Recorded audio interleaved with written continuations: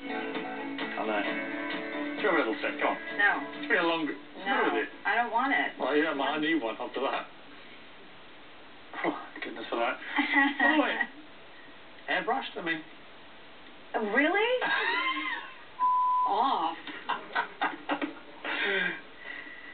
I'm tired today. Do I look terrible? Probably. No, I just wondered if you... Of course it's airbrushed. Everything's airbrushed. What kind of question is that? There's some touchy about it. I'm not touchy about it. You're just trying to be obnoxious for the sake of being obnoxious. That's a lot different than what I do. Oh, really? Yeah. Really? I'm just talking about my feelings. They happen to be obnoxious.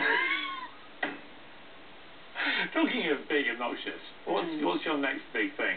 Where does this empire go next? I don't know. At first, I have no idea where it goes. We'll have to see. You know, I have to renegotiate my deal if I want to stay at E. Or... Are you going to stay there?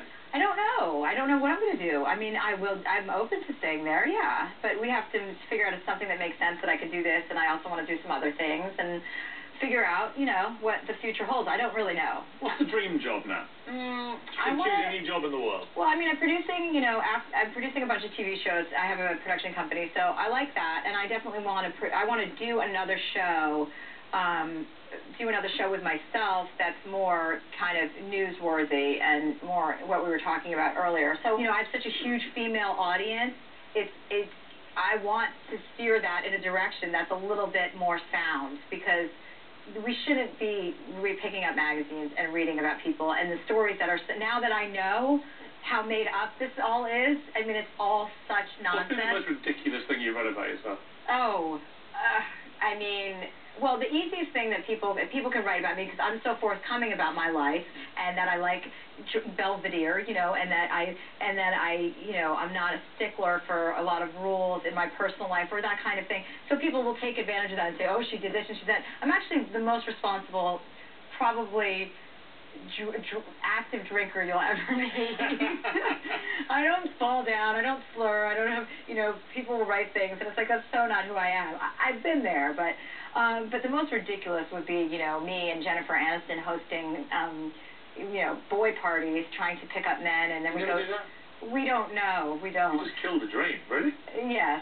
I was going to make myself available. Well, it's too bad you weren't invited to begin with, and then too bad it's not real. I actually met Jennifer Aniston at one of the Oscar parties. I really liked her. She's not. There's nothing not to like about her. Seriously, a very, very nice lady. She is. And funny and warm, and I thought, wow, you know, just the caricature of people can be so crazy these days. Yeah, absolutely. She's very warm. She's one of the nicest people.